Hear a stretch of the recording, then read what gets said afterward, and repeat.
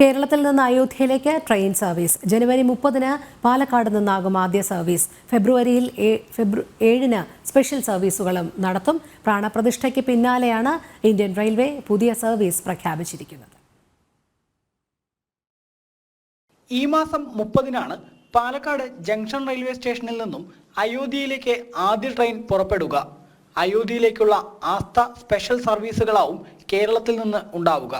കൂടാതെ ഫെബ്രുവരി 2, 9, 14, 19, 24, 29 ദിവസങ്ങളിലും പാലക്കാട് നിന്നും അയോധ്യധാം സ്റ്റേഷനിലേക്ക് സ്പെഷ്യൽ സർവീസുകൾ ഉണ്ടാവും.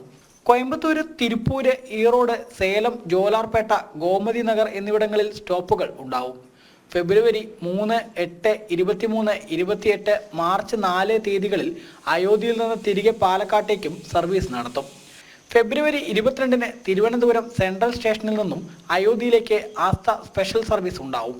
വർക്കല, കോട്ടയം, എറണാകുളം ടൗണ്, ആലുവ സ്റ്റേഷനുകളിൽ സ്റ്റോപ്പ് ഉണ്ടാവും.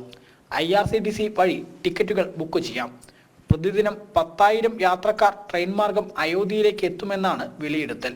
കൂടാതെ യാത്രക്കാരുടെ എണ്ണം പരിശോധിച്ച് എറണാകുളം, കോഴിക്കോട്, കാസർഗോഡ് തുടങ്ങിയവിടങ്ങളിൽ നിന്നുൾപ്പെടെ കൂടുതൽ സർവീസ് ആരംഭിക്കാനും സദേൺ റെയിൽവേ പദ്ധതിയിടുന്നുണ്ട്. ജനം, പാലക്കാട്.